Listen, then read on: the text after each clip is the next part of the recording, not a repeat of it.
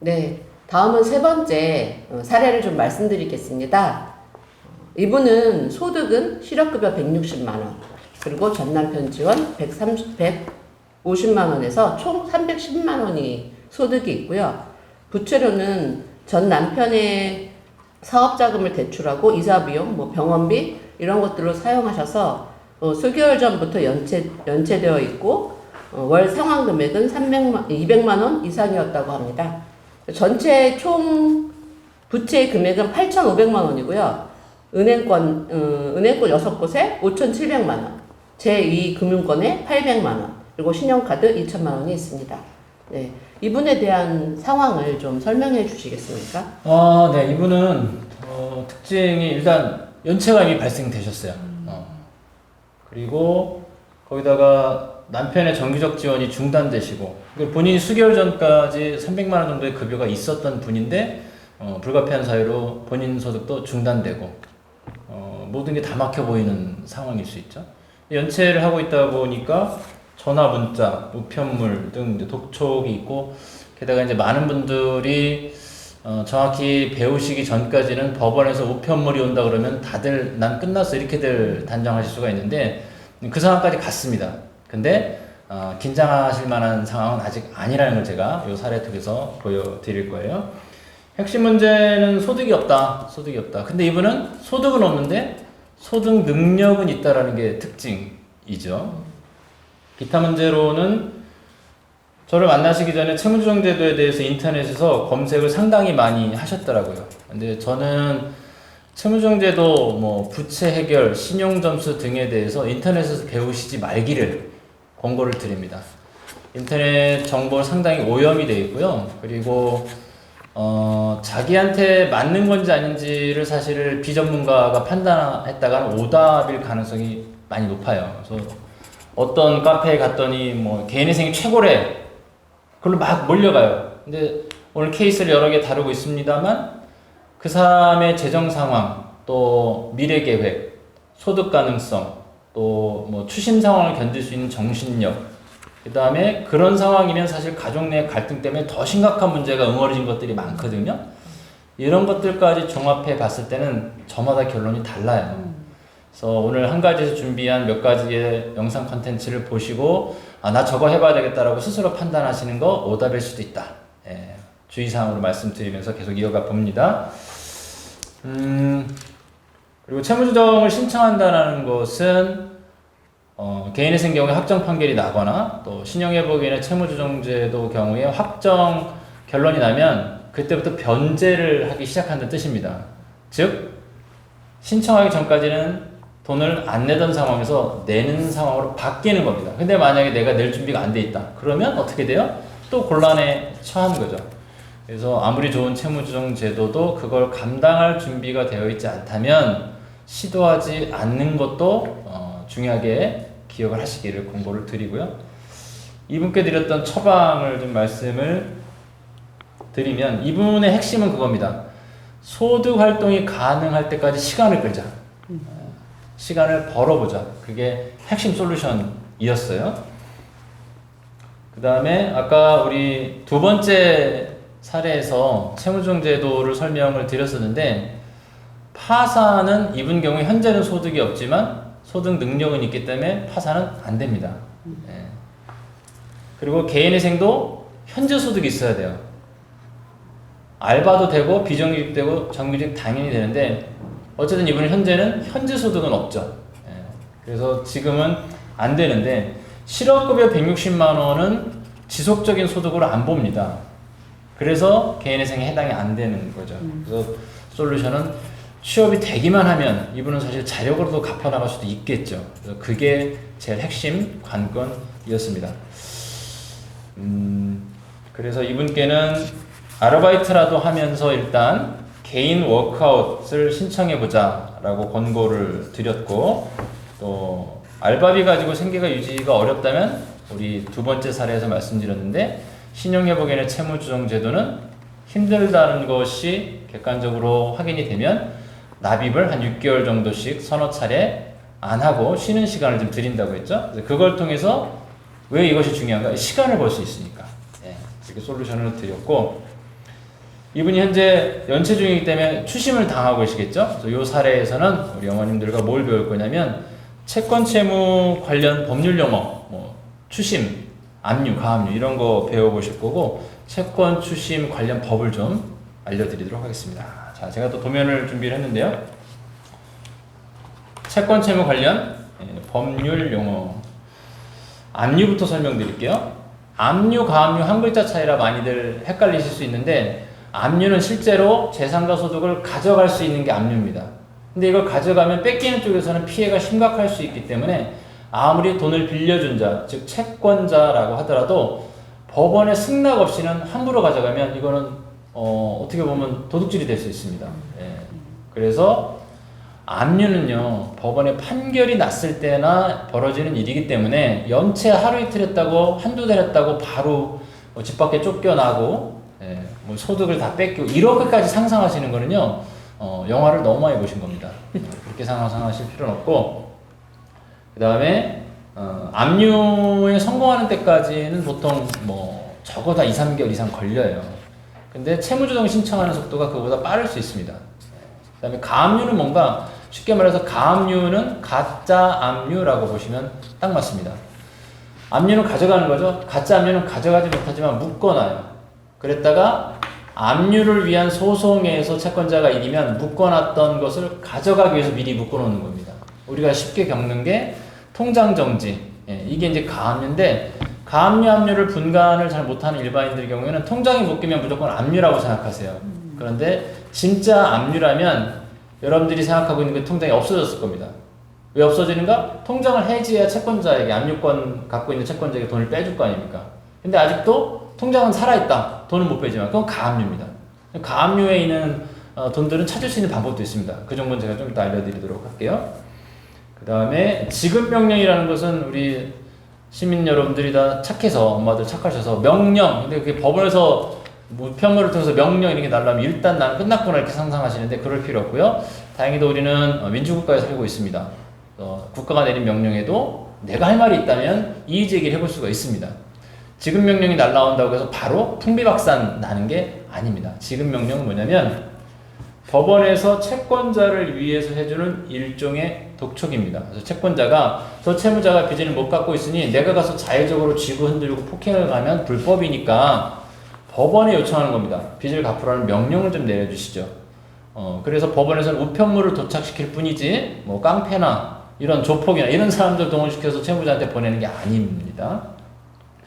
지급명령이 도착하면 송달일로부터 14일 이내에 이의신청이라는 걸 할 수 있습니다. 그거는 두 번째로 보여드릴 차트가 도면이 있어요. 흐름도를 통해서 말씀을 드리겠고요. 기한이익 상실 그러면 여기 말이 좀 험악하게 느껴집니다. 기한, 상실. 그래서 어감이 좀 안 좋은데 이거 사실 별거 아닙니다. 채권자가 돈을 빌려줬는데 2달 정도 못 받으니까 더 이상 못 기다리겠다라는 거죠. 그래서 빨리 갚으세요. 이런 말을, 요구를 하는 겁니다. 채무자 입장에서는 굉장히 가슴 졸이는 일이지만 잘 생각해 보실게요. 채권자가 돈 내놔 라는 말을 했다고 해서 마술처럼 내 재산이 휙 하고 저 사람에게 넘어가는 거 아니거든요. 그런 상상 하실 필요 없습니다. 말은 좀 순화했으면 좋겠다라는 바람은 있긴 있어요. 그 다음에 공정증서라는 건 뭐냐면 위에 1번부터 4번까지는 나름대로 절차가 정해져서 채권자와 채무자 서로 중간쯤에 있는 절차들입니다. 그래서 채무자 입장에서는 일종의 보호장치가 될 수 있어요. 그런데 공정증서라는 뭔가 채무 이행을 하지 않으면 강제집행을 내가 미리 승낙함. 그래서 공정증서라는 것을 채권자에 써주게 되면 채권자는 앞에 나온 1번부터 4번 과정 전혀 안 거치고도 공정증서를 만약에 내가 가입해놓은 은행에 보여줬다. 그럼 그 은행은 내 이름의 통장에 돈을 빼서 줄 수밖에 없습니다. 판결, 법원의 판결과 똑같은 효력을 내는 거죠. 이게 어떤 형식으로 벌어지냐면 대출을 대부업자나 개인에게 빌리는데 인감증명서 가지고 법률사무소 가서 뭘 찍었다. 인감증명서 가지고 법률사무소에서 뭔가를 썼다. 이게 대부분 공증을 쓰신 겁니다. 이거 아주 채무자 입장에선 극약 처방인 거죠. 이렇게 하시면 안 되는 겁니다. 이거 방법을 쓸 수가 없어요. 악덕한 대부업자들은 1,000만 원 빌려주면서 공정증서를 1,000만 원짜리 10개를 써요. 그럼 1억치를 휘두르고 다닐 수 있는 거예요. 이자 제한법은 뭐냐면 개인 간에든 대부업자든 뭐 은행이든 간에 돈을 빌려주면서 1년 동안 빌려준 원금에 대하여 받는 돈이 원금의 20%를 넘어가면 이거 무조건 불법입니다. 그래서 1,000만 원 빌려주고 200만 원 돌려받았는데 마지막에 수고했다는 차원에서 채권자가 채무자로부터 밥을 얻어먹었다? 이거 20% 넘어간 겁니다. 밥값도. 그건 다 불법인 거고요. 채권 소멸시효라는 건 뭐냐면 받을 자가 채권자의 권리를 법적으로 행사하지 않고, 즉 지급명령이나 가압류, 압류 등을 행사하지 않은 채로 만 5년이 지나가면 받을 권리를 법적으로는 죽여버립니다. 채권 받을 권리 그걸 소멸시킨다라고 하는 거죠. 그 시효가 5년이다. 그런데 법원의 판결을 통해서 받을 권리가 확정된 경우, 그런 경우에는 5년이 아니라 10년이 됩니다. 그리고 채무자 대리인 제도는 채무자들이 워낙 약자들이 많으니까 추심에 시달리신 분들을 좀 돕기 위해서 일반 금융권이나 개인에 대해서는 적용해주지 않지만 채권자가 대부업자인 경우 변호사를 대리인으로 일정 수수료를 내고 세우거나 혹은 국가에서 무료로 해주는 서비스도 있습니다. 그래서 대리인으로 세우면 대부업자는 채무자에게 문자, 전화, 카톡, 방문 등 직접적인 추심을 못하게 막아주는 제도가 채무자 대리인 제도라는 겁니다. 그래서 법률 한번 배워보셨고요. 자, 흐름도로 정리를 다시 하면, 연체하면 꽃장 압류를 떠올리시는데 과한 상상이십니다. 어떤 절차가 있다고요? 추심은 돈 갚으세요 라고 찾아다니고 전하는 모든 절차를 추심이라고 해요. 그 사이에 기한이익 상실이라는 뭔가 당신 못 갚을 것 같으니까 나는 빨리 받아내야 되겠어, 한꺼번에 다 갚으세요 라는 요구를 하는 게 기한이익 상실입니다. 여기까지는 현실적인 피해가 발생했어요, 안 했어요? 아직은 안 했어요.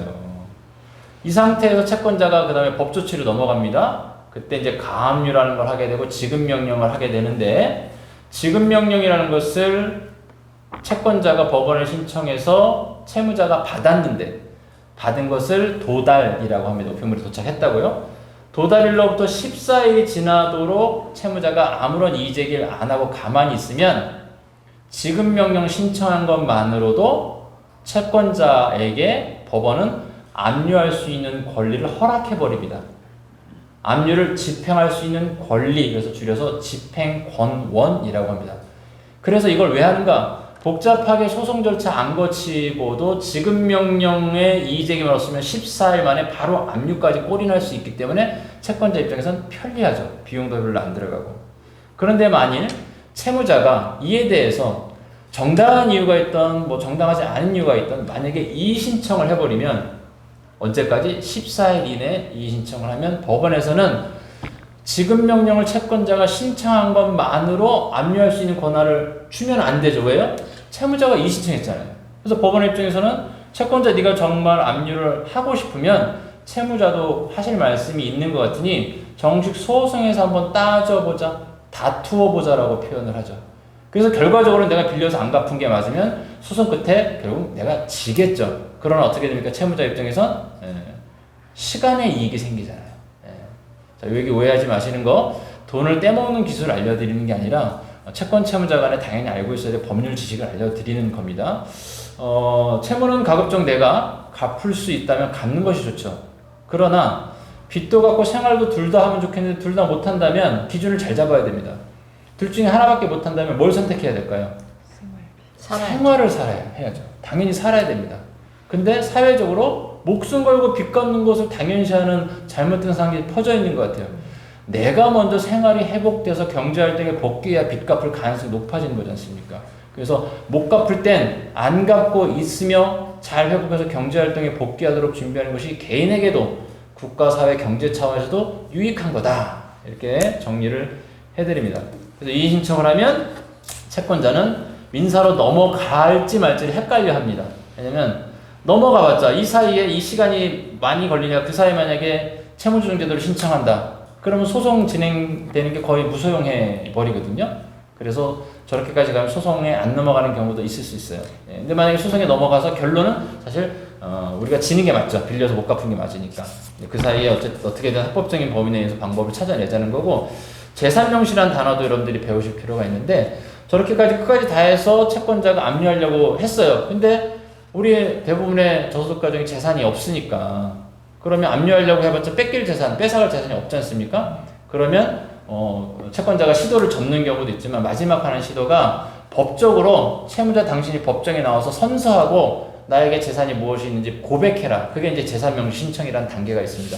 2단계에서도 법원에서 우편물이 날라오면 여러분 겁먹고 막 피하고 안 가시고 그러는데, 정말 내가 재산이 없는 게 맞다면 가서 선서하시고 신청서에 그 재산 얘기 쓰세요. 재산 없음. 그럼 이걸로 이와 관련된 채권자의 어떤 법적인 조치는 거의 그냥 끝나는 겁니다. 그래서 재산 명시는 그동안 좀 어려움을 겪으셨지만 이 채권과 채무에 대한 것은 이제 일단락 되는 거구나, 이렇게 보시면 되겠습니다.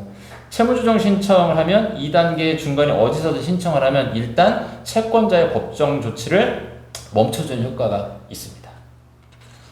자, 그 다음 세 번째 배우실 거, 공정채권 추심에 관한 법률. 지금 얘기되고 있는 3번 사례는 이미 연체 중이셔서 추심 독촉 전화를 방문까지도 받고 계시고 법원 우편물까지 있으셨거든요.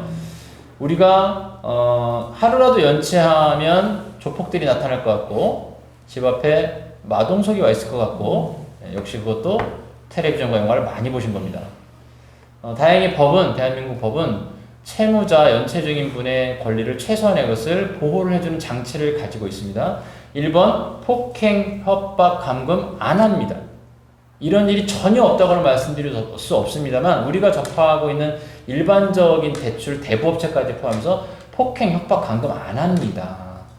일부 대부업자들이 그렇게 할 것처럼 말하는 사람들이 있는데 그 사람들 그냥 우리랑 비슷한 사람들입니다.